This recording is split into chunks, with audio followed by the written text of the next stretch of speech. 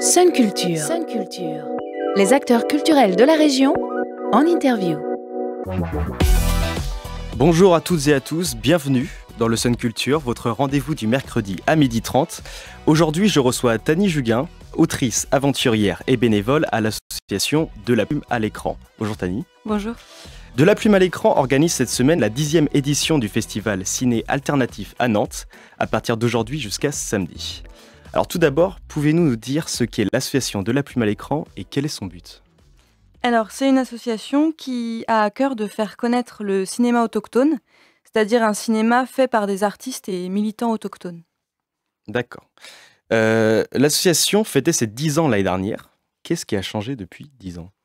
Depuis 10 ans, peut-être le cinéma autochtone en lui-même. Il évolue très rapidement, je crois, ces dernières années. Comment ça ? Disons que par exemple, cette année, c'est le thème du festival est dédié aux langues autochtones. Et c'est vrai qu'on voit émerger de plus en plus de films réalisés en langue autochtone, ce qui était beaucoup moins le cas il y a une dizaine d'années, par exemple. Et De la Plume à l'écran est rattaché au 7e art. Mais si j'ai bien compris, pas seulement, puisque lors de ce festival, d'autres formes d'art autochtone sont mises en avant. D'ailleurs, vous-même présenterez votre bande dessinée Mentawai, réalisée par le dessinateur Jean-Denis Pandonx, sur un peuple indonésien. Exactement. Et la journée du samedi, particulièrement, est consacrée, entre autres, à toute la littérature autour des thématiques autochtones. Le festival est organisé pour combattre la mauvaise réputation à travers un moyen, le cinéma donc, qui les a décrédibilisés durant le XXe siècle. Moi, je peux citer les westerns, Indiana Jones ou plus récemment The Revenant. Est-ce que ce festival est là pour proposer une autre alternative ou plutôt une réponse à Hollywood ?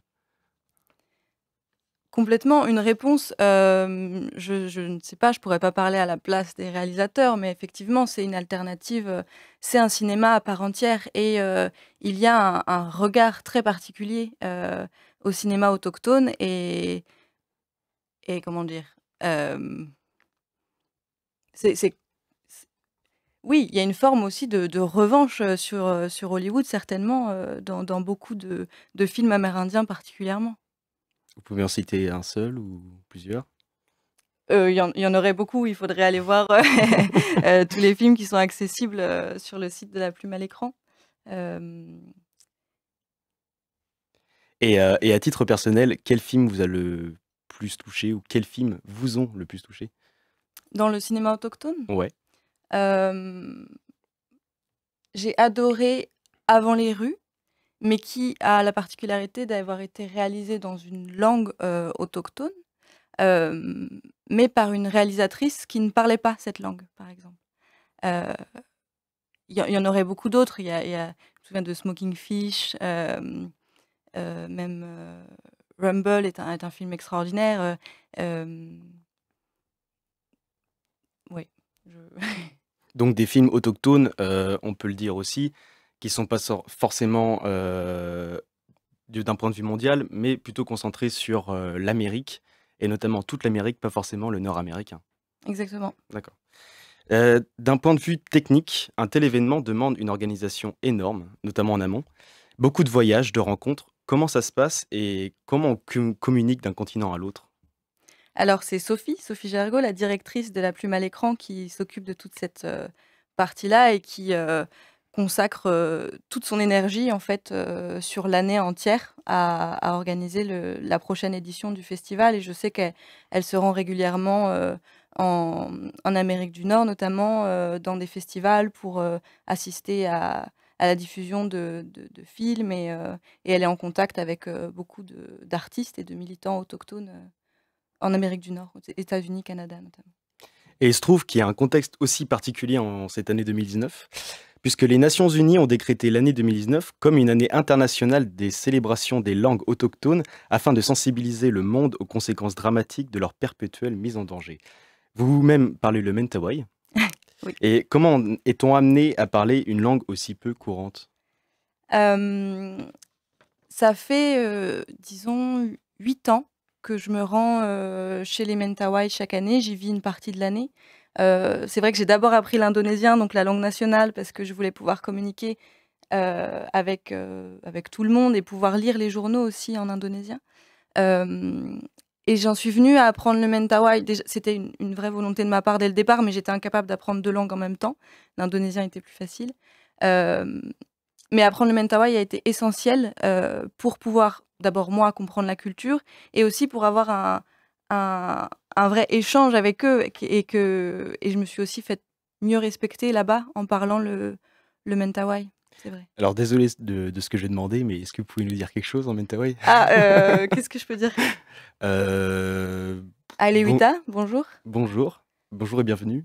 Bienvenue, ça n'existe pas trop. Ça existe pas Alewita, trop? Anna Alewita, c'est bonjour, comment allez-vous? Ouais, bienvenue, ce serait plutôt en indonésien, c'est nul. Masura Bagata, ça veut dire merci. D'accord. Et le festival ciné alternatif familiarise le public français à des langues peu courantes. Donc, je prends l'exemple du film Le fil de la lame, réalisé au Canada, exclusivement en haïda, une langue dont une vingtaine de locuteurs seulement sont vivants. Est-ce un moyen de combattre leur disparition? Évidemment.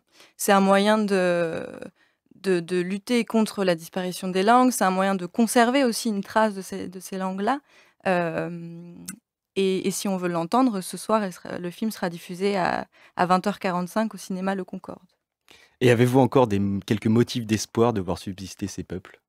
Bien sûr, mais ils sont dans une vraie démarche justement d'affirmation de leur identité.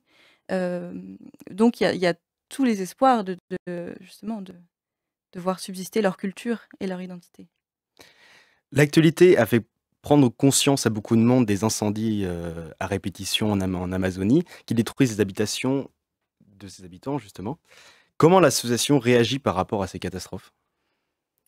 Je ne saurais pas forcément parler au nom de l'association, moi je suis invitée du festival, mais évidemment c'est dramatique, c'est extrêmement triste, et ma réaction personnelle, ça a été de vouloir trouver un travail en lien avec la lutte contre la déforestation.